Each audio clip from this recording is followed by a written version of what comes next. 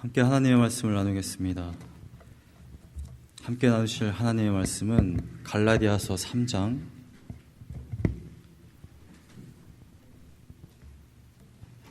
10절에서 14절까지의 말씀입니다.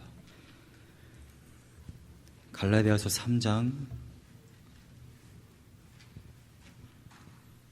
10절에서 14절까지의 말씀입니다.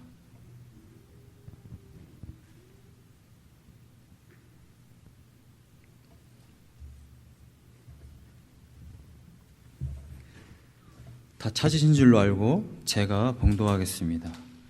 무릇 율법 행위에 속한 자들은 저주 아래에 있나니 기록된 바 누구든지 율법 책에 기록된 대로 모든 일을 항상 행하지 아니하는 자는 저주 아래에 있는 자라 하였음이라. 또 하나님 앞에서 아무도 율법으로 말미암아 의롭게 되지 못할 것이 분명하니 이는 의인은 믿음으로 살리라 하였음이라. 율법은 믿음에서 난 것이 아니니 율법을 행하는 자는 그 가운데서 살리라 하였느니라. 그리스도께서 우리를 위하여 저주를 받은 바 되사 율법의 저주에서 우리를 속량하셨으니 기록된 바 나무에 달린 자마다 저주 아래에 있는 자라 하였음이라. 이는 그리스도 예수 안에서 아브라함의 복이 이방인에게 미치게 하고 또 우리로 하여금 믿음으로 말미암아 성령의 약속을 받게 하려 함이라. 아멘. 성도는 그리스도 예수 안에 거하는 것입니다. 믿으십니까? 성도는 오직 예수 그리스도를 믿고 예수 그리스도를 의존하고 예수 그리스도와 동행하는 삶이 바로 성도의 삶인 줄로 믿으시기 바랍니다. 일본이 막 한국을 침략했던 1910년 12월 30일 아주 추운 겨울날 압록강을 건너서 만주로 가던 한 무리가 있었습니다. 그 무리는 여러분들이 아시는지 모르겠습니다. 우리나라 독립투사들 중에 거의 처음 독립운동을 시작한 이회영이라는 그 집안 사람들입니다. 젖먹이 아이부터 70대 노인에 이르기까지 또 그 식솔들, 종들에 이르기까지 굉장히 많은 무리가 명동을 출발해서 압록강을 건너 만주에 이르게 됩니다. 그런데 이 이회영이라는 이 집안은 고종 때에 이조 판서를 지냈고요. 우리나라에서 거의 둘째가라면 서러울 정도로 굉장한 갑부였다고 합니다.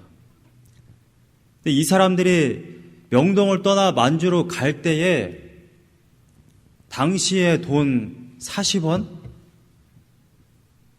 40만 원? 지금은 따지면 굉장히 적은 돈인데 현재 시가로 환산하니까 속값으로 환전하면 600억 원이고요. 땅값으로 환산하니까 2조 원이 넘는다고 합니다. 이 사람들이 이렇게 많은 돈을 일본 사람들의 눈을 피해서 다 팔고 만주로 이주를 하게 돼요. 이 사람들이 이주를 하게 된 이유는 한 가지입니다. 독립운동을 하기 위해서였어요. 1905년에 을사늑약이 있었고 2년 후에 우리나라에 군대조차도 없어졌습니다. 무슨 말이냐? 일본인들이 우리나라를 침탈하였는데 이 침탈한 일본 사람들과 싸울 군사가 전혀 없었다라는 것입니다. 이게 1908년의 이야기예요. 1910년에 이회영이라는 이 집안 6 형제가 어느 날 회의를 합니다. 집안 회의를 해요. 많은 아마 의견이 오고 갔을 것입니다. 다른 집안들처럼 우리도 일본 사람들과 합당해서 우리도 잘 먹고 잘 살자 이렇게 말하는 사람들도 있을 거예요. 당시 이 6명의 형제들 중에 넷째였던 이회영이라는 사람이 이렇게 질문합니다. 자기 자신에게. 당시 나이 30살이었는데 한 번뿐인 젊은 인생 어찌할 것인가. 자신에게 질문을 하고 형제들에게 이 이야기를 합니다. 우리가 일본들의 마음과 합하여서 잘 먹고 잘 살다가 우리가 죽을 것이냐, 아니면 나라를 위해서 이 한 몸 바칠 것이냐. 결국 이들이 결정을 하여서 만주로 이주를 하게 됩니다. 결국 이 사람들의 종잣돈으로 인하여서 많은 독립운동이 일어났어요. 고종 황제의 망명, 그 계획을 추진하기도 했고요. 결국엔 실패했지만 신흥무관학교, 만주에 신흥무관학교를 세우는데 이 사람들의 돈이 다 쓰였습니다. 이 이후에 굉장히 갑부였던 이 집안이 어떻게 살게 되었느냐? 대부분 굶어 죽었습니다. 너무나도 가난해서. 당시에 일주일에 3끼를 먹고, 그 다음에 이 이회영이라는 사람은 결국 66살에 죽게 되는데 일본 사람들에게 잡혀서 모진 고난을 당하다가 죽게 됩니다. 30살의 이회영은 자기 자신에게 이렇게 질문했어요. 한 번뿐인 젊은 인생을 어찌할 것인가? 근데 그 사람은 66살에 죽어가면서 자신의 일상으로 대답하였습니다. 한 번뿐인 인생 어떻게 살 것인가? 히브리서 9장 27절에 이러한 말씀이 있습니다. 한 번 죽는 것은 정해진 것이요 그 후에는 심판이 있으리니. 여러분, 우리에게는 한 번뿐인 인생밖에 없습니다. 이 인생이 끝나고 나면 심판이 있습니다. 이 한 번뿐인 인생 어찌할 것입니까? 이것이 모든 그리스도인에게, 모든 인간에게 주어진 질문이라고 저는 생각합니다. 그런데 성도들은 답이 분명합니다. 마지막 날에 심판이 있을 것이지만 내가 이 한 번뿐인 인생 동안 그리스도와 함께 동행한다면, 할렐루야, 그렇다면 우리에겐 심판이 있지 않을 것이라는 것입니다. 심판을 면하게 될 것이라는 것입니다. 저는 여기 계신 모든 여러분들이 그리스도와 동행함으로 인하여서 마지막 날에 심판이 있지만 그 심판을 면하게 되는 귀한 은혜가 있기를 간절히 소망합니다. 오늘 읽은 본문의 말씀 가장 첫 절인 10절은 한글 번역에는 나와 있지 않지만 왜냐하면으로 이어집니다. 10절의 처음이 왜냐하면으로 이어진다라는 말은 9절과 이어진다라는 것이죠. 9절에 무엇이라고 쓰여져 있습니까? 그러므로 믿음으로 말미암은 자는 믿음이 있는 아브라함과 함께 복을 받느니라. 3장 1절부터 9절까지 우리는 믿음으로 말미암아 구원함을 받는다라는 이 이야기를 지금 사도 바울은 하고 있습니다. 근데 믿음을 왜 강조하느냐? 그것이 지금 10절에 나와 있다라는 것이죠. 10절에 이렇게 되어 있습니다. 무릇 율법 행위에 속한 자들은 저주 아래에 있나니. 여러분, 모든 인간은 타락한 이유로 저주 아래에 있습니다. 이것이 성경이 인간의 실존을 이야기하고 있는 거예요. 모든 사람들이 저주 아래에 있기 때문에 저주로부터 구원함을 받는 길이 반드시 필요하다는 것을 성경이 말하고 있습니다. 그런데 사도 바울은 이 얘기를 하고 있는 거예요. 그런데 율법의 행위로는 구원을 받을 수가 없다. 오직 믿음으로 말미암아 구원을 받을 수 있다. 11절에 이렇게 되어 있습니다. 또 하나님 앞에서 아무도 율법으로 말미암아 의롭게 되지 못할 것이 분명하니 이는 의인은 믿음으로 살리라 하였음이라. 믿으십니까? 의인은 오직 믿음으로 말미암아 살아요. 하박국 선지자가 이야기한 것을 인용하고 있습니다. 율법으로는 될 수가 없다라는 것을 10절과 12절까지 분명하게 사도 바울이 이야기합니다.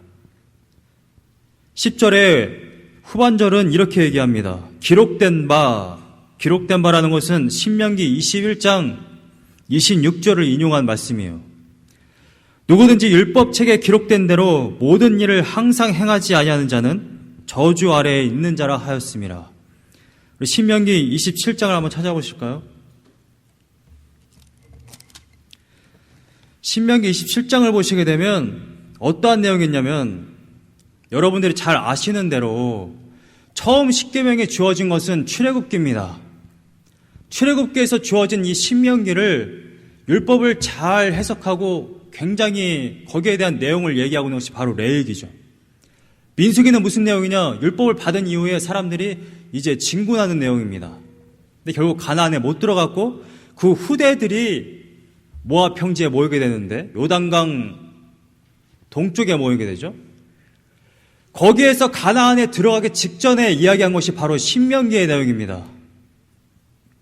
그런데 모세가 11절부터 보게 되면요, 신명기 27장의 11절을 보면 모세는 가나안에 들어가는 것이 허락되지 않았습니다. 그래서 백성들에게 이렇게 말하는 거예요. 가나안에 들어간 이후에, 요단을 건넌 이후에 모든 지파들이 그리심산과 에발산 사이에 서고 레위 지파가 하나님의 말씀을 말해라. 어떤 내용을 말하느냐? 15절부터 25절까지 보면 우상 숭배하지 마라. 그럼 저주를 받게 된다. 너희들은 아멘 해라. 그 다음에 정의에 대해서 말합니다. 이웃의 경계표를 옮기는 자는 저주를 받을 것이다. 맹인에게 길을 잃게 하는 자는 저주를 받게 될 것이다. 객이나 고아나 과부의 송사를 억울하게 하는 자는 저주를 받을 것이다. 그 다음에 성에 대한 이야기도 합니다. 20절부터 23절까지 그의 아버지의 아내와 동침하는 자, 짐승과 교합하는 자, 그의 자매 곧 그의 아버지의 딸이나 어머니의 딸과 동침하는 자, 장모와 동침하는 자는 저주를 받게 될 것이다. 24절과 25절에는 살인에 대한 이야기를 합니다. 이웃을 암살하는 자는 저주를 받을 것이다. 무죄한 자를 죽이려고 하는 자는 저주를 받을 것이다. 뇌물을 받는 자도 저주를 받을 것이다. 이것을 종합해서 26절에 이렇게 얘기하는 거예요. 이 율법의 말씀을 실행하지 아니하는 자는 저주를 받을 것이라 할 것이요 모든 백성은 아멘 할지니라. 하나님의 말씀을 지키지 아니하면 저주를 받게 된다는 것입니다. 오늘 본문의 사도 바울이 이 신명기서를 인용한 이유는 바로 이것이에요. 율법의 행위를 지켜야만 한다. 지키지 않으면 반드시 저주를 받게 된다. 그래서 율법을 지키면 저주를 받지 않고 율법을 지키면 축복을 받는다라는 이 구약적인 사고방식은 결국 무엇이냐? 율법의 아래에 있다. 이것은 곧 무엇이냐? 우리는 결국 율법을 지킬 수 없기 때문에 12절에 의하면 그럼 결국 무엇이냐? 율법을 지키면 축복을 받는데 모든 인간은 율법을 지킬 수가 없다라고 성경이 분명하게 말하고 있다면 우리는 결국 무엇이냐? 저주 아래에 있다라는 것이에요. 여러분, 갈라디아 교인들은 예수 그리스도를 영접했고 구원받은 백성입니다. 구원받은 백성들이 이미 예수 그리스도를 믿고 구원받은 백성들이 율법의 행위로 돌아간다는 것이 무슨 말이에요? 예수 그리스도로 인하여서 그 십자가 은혜로 구원받은 것을 거부한다라는 것입니다. 십자가의 은혜 필요 없어. 나의 행위로 이 저주를 끊어낼 거야. 이것이 지금 갈라디아 교인들의 선택한 그 신앙생활이라는 것이에요. 근데 그것이 아니다라고 사도 바울은 이야기하고 있는 것입니다. 무엇으로 구원받느냐? 오직 의인은 믿음으로 말미암아 구원을 받는다. 그래서 예를 든 것이 바로 아브라함이에요. 우리가 그렇게도 얘기하는 아브라함, 믿음의 조상, 복음서를 보면요 얼마나 많이 아브라함 이야기를 하는지 모릅니다. 예수님께서 사도들도 얘기했고요. 바리새인들도 스스로 말하기를 우리는 아브라함의 자손이다 이렇게 얘기를 해요. 믿음의 시초, 하나님의 백성이 된 시초가 바로 아브라함이기 때문에 이 아브라함을 들어서 얘기하는 거예요.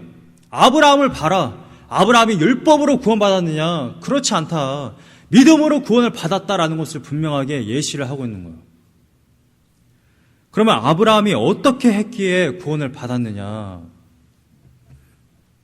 창세기 12장을 함께 보기를 원합니다. 창세기 12장은 아시다시피 하나님이 처음 아브라함에게 나타나서 말씀하신 그 장면이 나옵니다.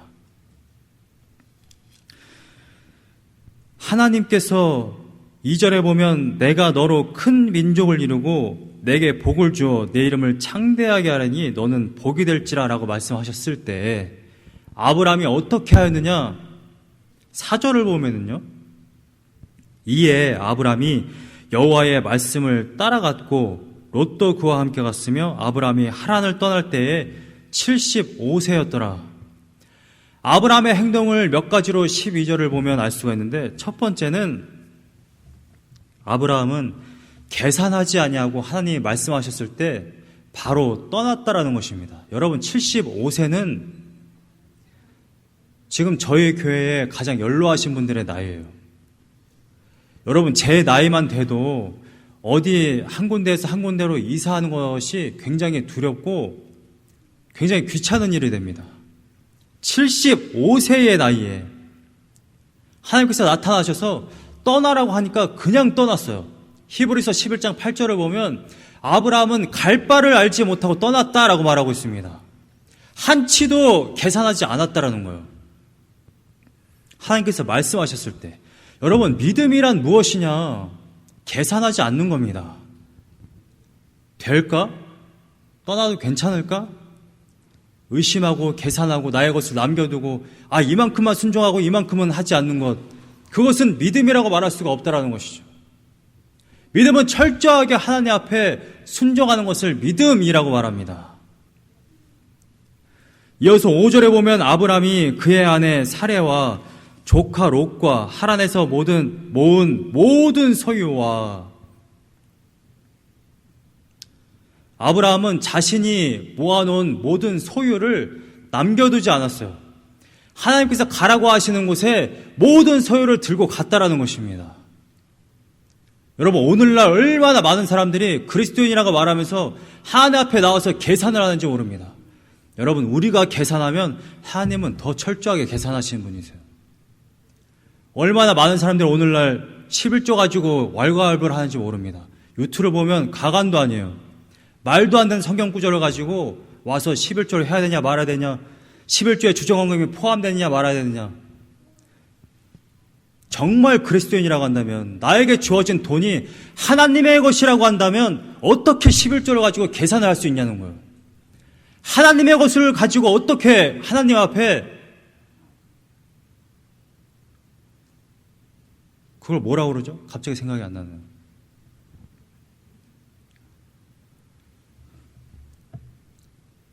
자랑을 합니까? 하나님의 것인데, 주님 10분의 10 중에 10분의 1 그래도 하나님 앞에 갖고 나왔어요. 대단하지 않습니까? 제가 벌었고 제가 가진 돈인데. 여러분, 하나님의 돈입니다. 하나님의 돈을 가지고 어떻게 본인이 그것을 이러쿵저러쿵 할 수 있겠습니까? 저희 아버지는 평생 동안 예수 그리스도를 만난 이후에 한 번도 11조를 하신 적이 없어요. 예를 들어서 11조가 70만 원이다. 그러면 100만 원을 채워서 합니다. 미국은 이상한 표현이 있더라고요. 11조를 도네이션이라고 말합니다. 아니, 하나님 앞에 예물로 드리고 예배로 표현하는 것을 도네이션이라니. 정말 불경한 표현입니다, 이게. 교회에 기부를 한다는 거예요? 담임 목사 먹여 살리기 위해서 돈을. 이번 주에 창희 전사님은 그런 얘기 하더라고요. 초등학교 때 담임 선생님이 그런 얘기를 했대요. 아이들 모아놓고 교회 가서 헌금하지 마라. 그 담임 목사한테 주는 거다. 안 믿는 자들은 그런 얘기를 할 수 있어요. 근데 교회에 나오는 그리스도인들은 그래서는 안 되는 것이죠. 그거는 하나님을 믿는 게 아닙니다. 제가 정말 적은 사례비와 적은 돈을 벌면서 11조를 왜 하는지 아십니까? 사실 저한테 돈이 있으면 저는 안 할 거예요, 11조. 저는 그 정도 믿음이 아닙니다. 근데 제 아내는 11조를 어마어마하게 해요. 하나님을 믿는다라는 것은 그런 거예요. 나의 소유를 계산 없이 하나님께 드리는 것입니다. 내가 하나님을 믿지 못하니까 내가 벌은 것을 움켜쥐고 있는 것입니다. 또 아브라함은 얻은 사람들을 이끌고 가나안 땅으로 데리고 갔습니다. 자기 자신만 간 게 아니에요. 자기 자신과 아내만 데리고 간 게 아닙니다. 조카 롯도 데리고 갔어요. 자기가 부리던 종들을 다 데리고 왔습니다. 나중에 14장을 보면 거의 400명 가까이 되는 그 종들이 있었어요. 나 하나님 만났잖아. 나는 이제 하나님의 자녀야. 하나님의 목소리 들었어. 나는 절로 갈 거야. 너는 너 갈 길 가. 그리스도인들은 그런 것이 아니라는 것이죠. 하나님을 만났습니다. 정말로 저기에 복된 길이에요. 그러면 내가 아는 모든 사람들을 데리고 가는 것입니다. 그것이 정말 하나님을 믿는 거예요. 내가 정말 저기가 복이라는 것을 아는데 나만 가는 그러한 복은 없다라는 것이죠. 그럴 수는 없다라는 것입니다. 여러분, 제 말을 오해하시면 안 돼요. 아브라함이 순종을 했더니 하나님의 복을 내려주셨더라. 그것이 아닙니다.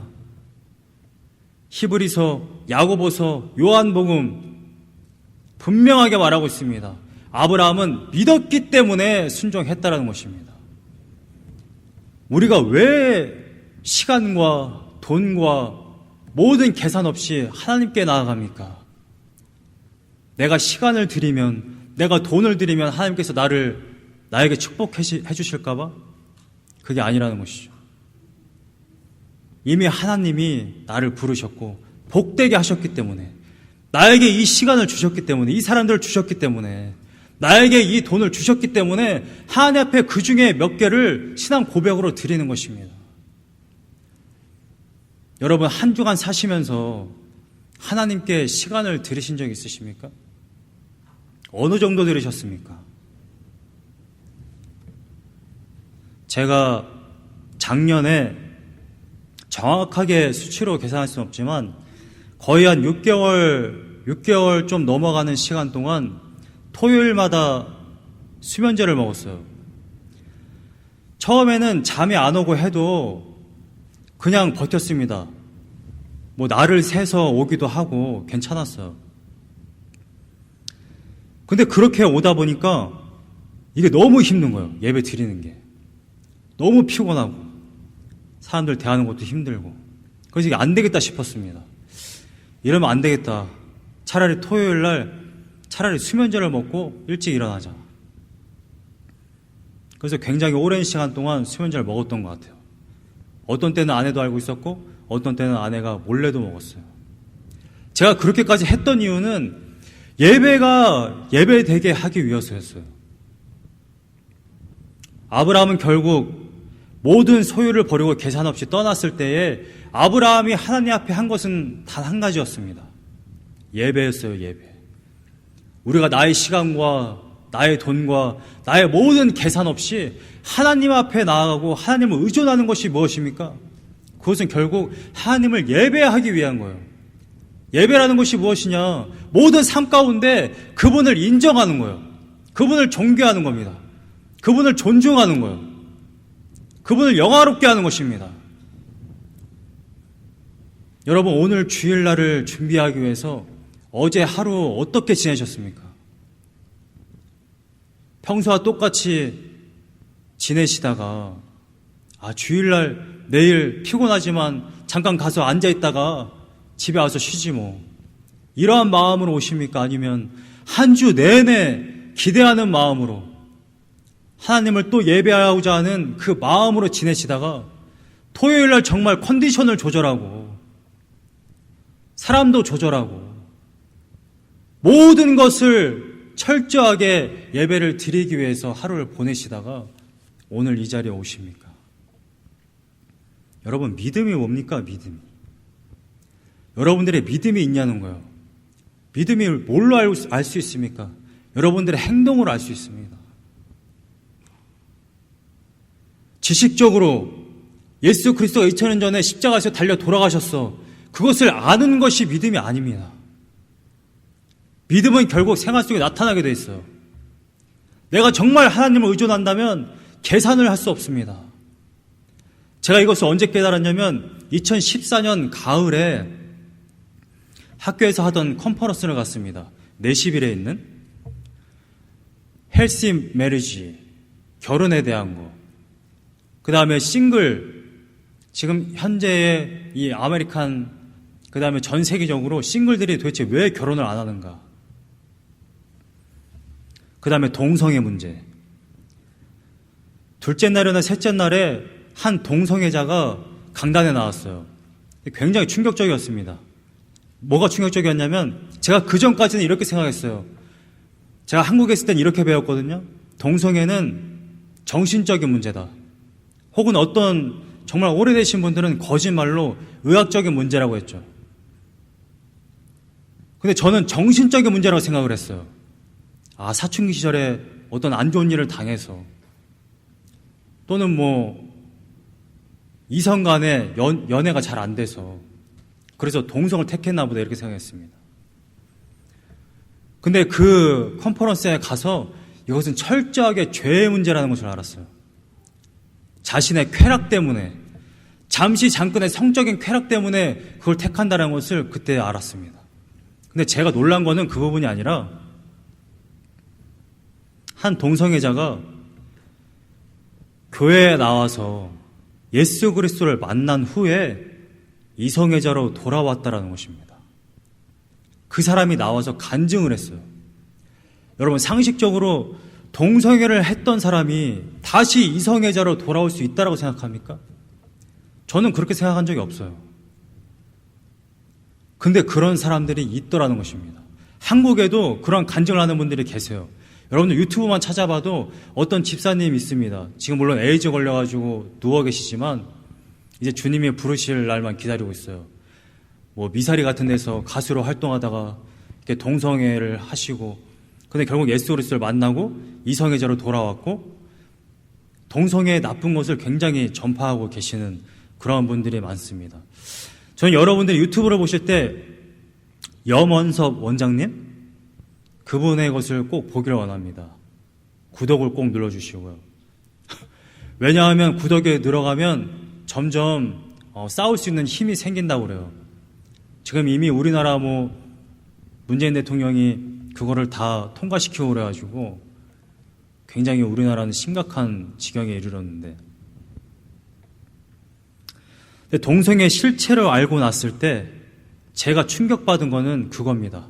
예수 그리스도를 만나고 회심하게 되니까 정말 삶을 180도로 바꿔버리는구나.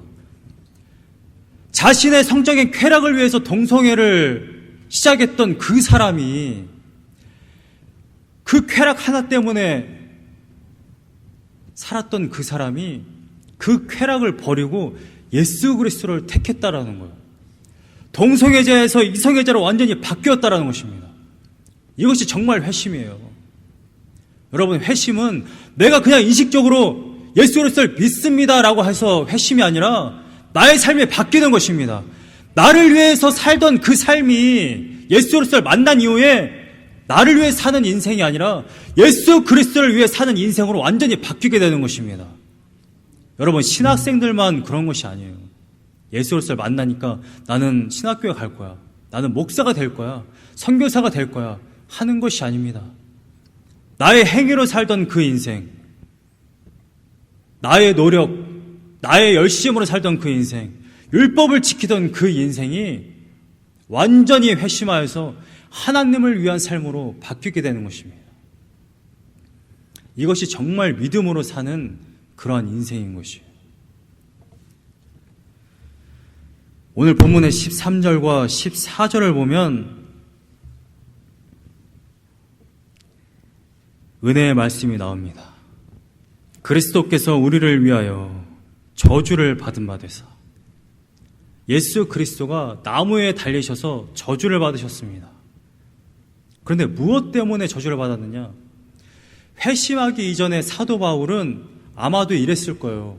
율법만 지키면서 살던 그 사도 바울, 교회를 핍박하던 사도 바울, 스데반 집사님을 죽이는데 앞장섰던 그 사도 바울은 자칭 메시아라고 하는 한 인물이 이 땅에 내려와서 나무에 달렸다. 근데 메시아다? 그거는 말이 안 된다. 왜냐하면 저주받은 자들만 나무에 올라가는 것이 아니냐. 하나님이 저주한 자들이 나무에 달리는 것이거든요. 인용한 말씀은 신명기 21장 23절의 말씀이에요.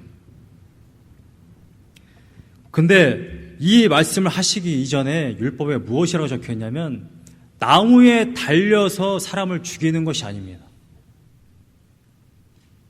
죄를 범하여서 죽인 자들을 나무에 매달아서 효시를 합니다. 이미 이스라엘 고대에 이러한 법이 있었어요. 우리나라도 마찬가지고 서양도 마찬가지죠. 잘못을 했으면 사람들을 죽여서 높은 꼭대기에 매달아 버립니다.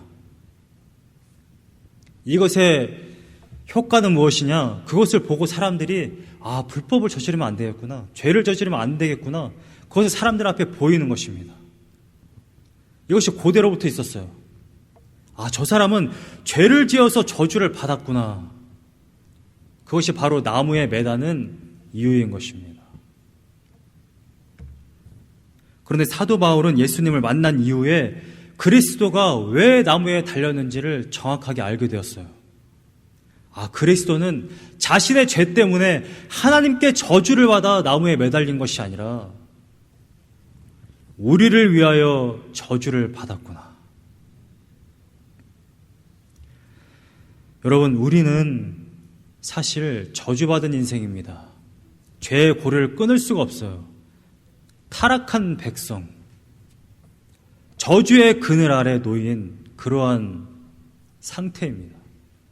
이것을 누군가가 구원해 주지 않으면 우리는 거기에서 나올 수가 없다라는 것이죠. 예수 그리스도가 그 저주를 자신에게 전가시켰다라는 것입니다. 사도 바울은 이렇게 말하고 있는 거예요. 이어서 14절에 이는 예수 그리스도가 나무에 달리신 이유는 그리스도 예수 안에서 아브라함의 복이 이방인에게 미치게 하고 또 우리로 하여금 믿음으로 말미암아 성령의 약속을 받게 하려 함이라. 성령의 약속이 무엇입니까? 이사야 44장 3절을 보면 복은 결국 영이라는 것을 알 수 있습니다. 나의 영을 부어주겠다. 성경에 말하는 복, 성령의 약속, 의롭다 함, 구원은 동의어입니다. 성령의 약속은 성령의 은사가 아니에요. 우리를 거듭나게 하는 하나님의 놀라운 은혜를 말하고 있는 것입니다.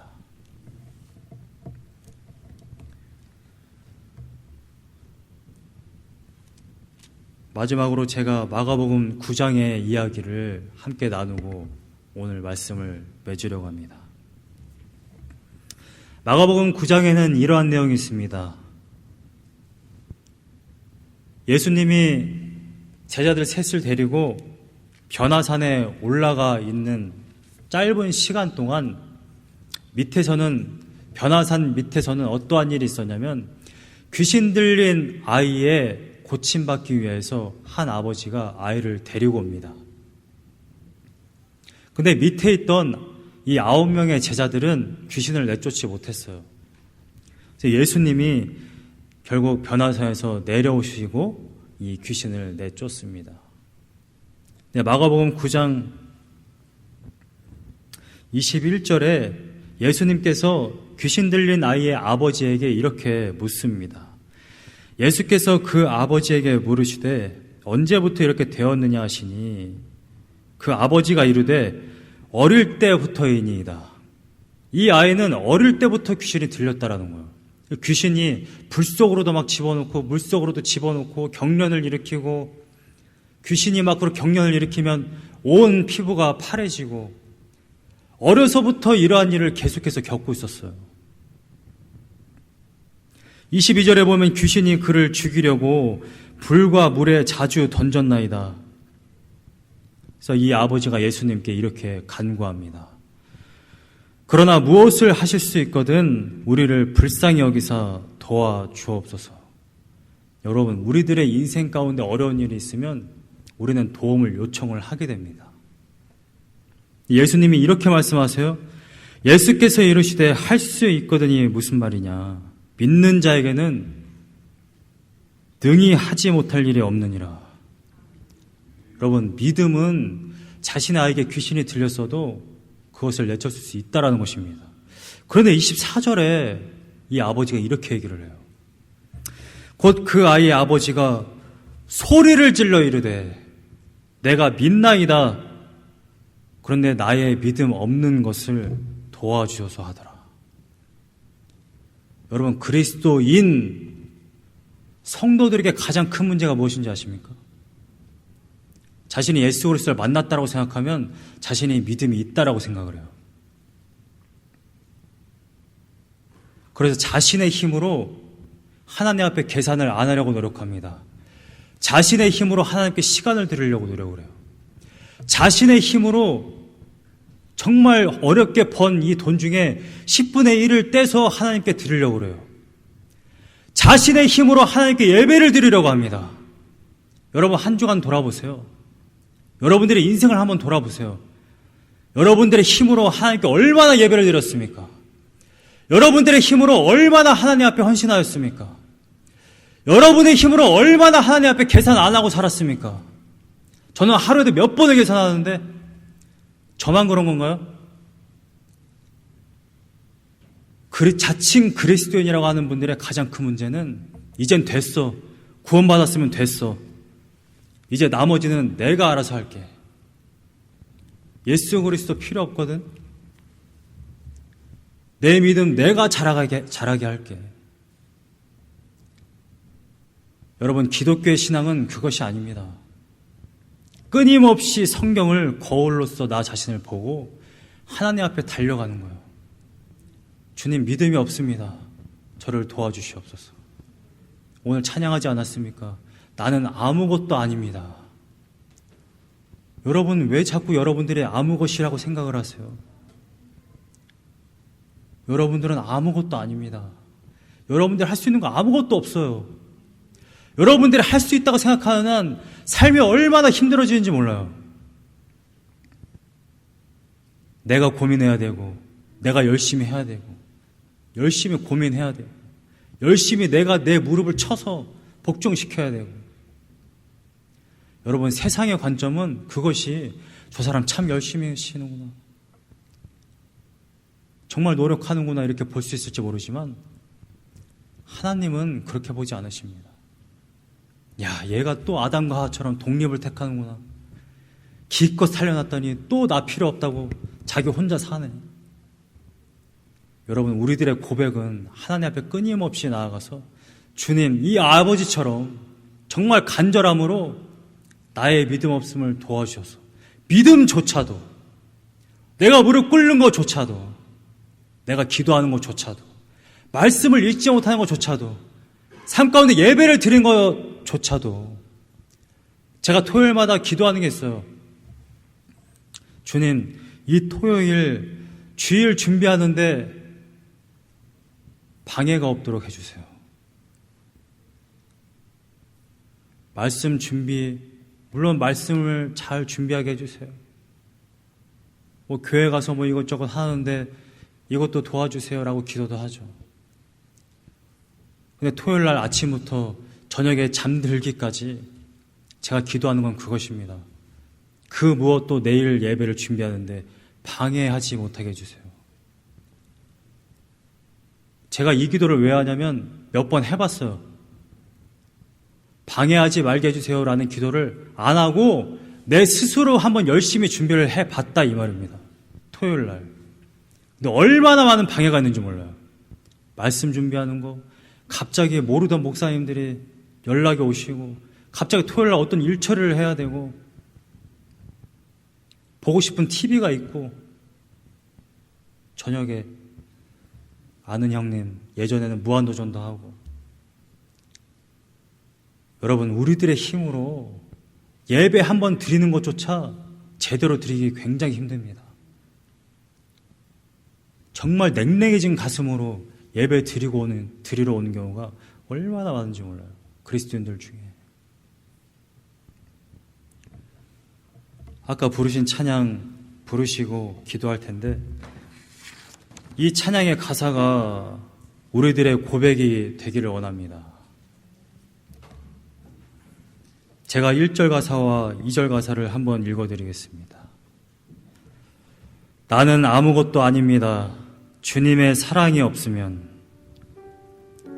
나는 아무것도 모릅니다. 주님의 지혜가 없으면. 나는 아무것도 못합니다. 주님의 능력이 없으면 나는 한순간도 못 삽니다. 주님의 생명이 없으면. 여러분들의 믿음이 뛰어나고 영성이 아주 뛰어나서 단기 선교를 나가고 선교사가 되고 목사가 되고 막 10의 1조가 아니라 10의 3조를 하고 시간을 엄청 하루 종일 많이 들여서 하나님의 말씀을 한 장이 아니라 한 권씩 읽고 기도를 하루에 8시간을 해도 그것이 하나님과 상관이 없이 하는 거라고 한다면 그것은 아무것도 아닙니다. 우리는 매 순간마다 나는 아무것도 아닙니다. 주님 나와 함께 해주세요. 저를 도와주세요. 하나님께 가까이 가는 것이 우리들의 신앙의 고백이 되어야 할 줄로 믿습니다. 찬양합니다. 나는 아무것도 아닙니다. 이것이 나와 여러분들의 고백이길 원합니다. 진실한 고백이길 원합니다. 나는 아무것도 아닙니다. 주님의 사랑이 없으면 나는 아무것도 모릅니다. 주님의 지혜가 없으면 나는 아무것도 못합니다. 나는 아무것도 못합니다. 주님의 능력이 없으면 나는 한순간도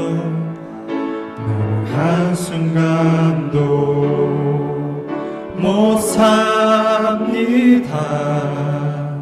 주님의 생명이 없으면 이제 내가 사는 것 아니요. 그리스도 내 안에 사시니 오직 그의 생명이 나의 생명, 나의 모든 날들도 주의 것. 나는 오직 한 분 바랍니다. 나의 아버지, 나의 구원, 나의 주. 한 번 더 찬양합니다. 나는 아무것도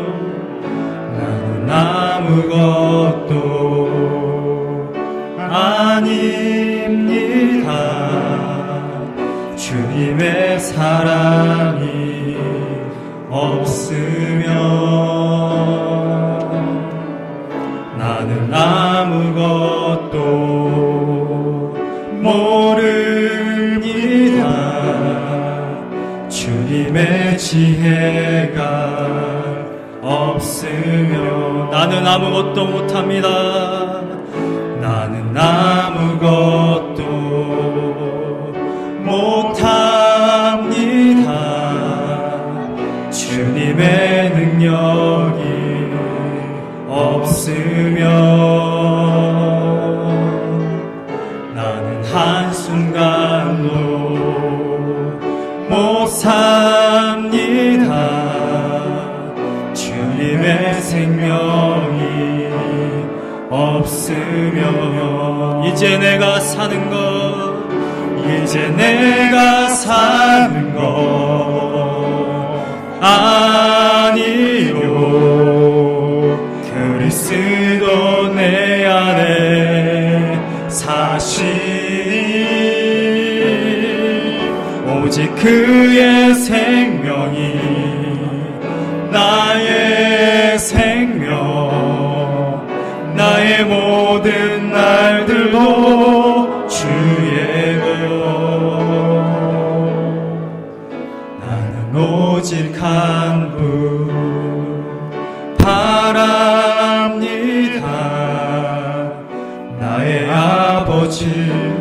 나의 구원 나의 주. 우리 기도하실 때 이렇게 기도했으면 좋겠습니다. 주님, 믿음 없는 것을 도와주소서. 믿음이 있다라는 것은 하나님께 계산 없이 정말 하나님만 의존하는 것입니다. 아니야, 이 정도는 내가 할 수 있어. 아니야, 이 정도는 남겨둬야 돼. 나의 남은 인생 이 정도는 보험으로 남겨둬야지. 하나님 앞에 나의 삶을 다 바칠 수가 없어. 정말 믿음이 있다라는 것은 하나님 앞에 계산 없이 나의 모든 소유, 나의 시간, 나의 인생, 나의 소유, 모든 것을 하나님께 바치는 것이 바로 믿음입니다. 그런데 과연 믿음이 있냐는 거예요. 귀신 들린 아이의 아버지가 예수님께 구한 것처럼, 주님, 저의 믿음 없는 것을 도와주세요. 소리 질러 이르되 나의 믿음 없는 것을 도와주시옵소서. 우리 이 시간에 기도하실 때에, 주님, 저도 믿음으로 하나님 앞에 나의 모든 삶을 드리기 원합니다. 하나님을 예배하기 원합니다. 하나님 앞에 나의 생각 없이, 나의 계산 없이 주님 앞에 모든 것을 드리기 원합니다. 주님, 나에게 믿음을 도와주세요. 주여, 한번 우리 짓고로 뜨겁게 기도하겠습니다. 주여, 하나님 아버지, 나의 믿음 없는 것을 도와주세요. 나의 믿음 없는 것을 도와주세요. 내가 믿음이 없어서 주님 앞에 나아가지 못합니다. 내가 믿음이 없어서 주님 앞에 오는 것을 드리지 못합니다. 내가 믿음이 없어서 아버지 앞에 온전히 나의 모든 소유를 아버지 앞에 드리지 못합니다. 내가 믿음이 없어서 아버지 앞에 예배를 드리지 못합니다. 내가 믿음이 없음으로 말미암아 매 순간마다 아버지 내가 계산하고 아버지 앞에 온전히 의지하지 못할 때가 너무 많습니다. 주님, 아버지 나에게 믿음을 넣어 주시옵소서. 내가 정말로 믿음이 충만하여 아버지 앞에 모든 것을 드림으로 말미암아 내가 참 예배자가 되기 원합니다. 내가 지적으로 아버지 남은 인생, 내 한번뿐인 인생 온전히 주님 앞에 헌신되기 원합니다.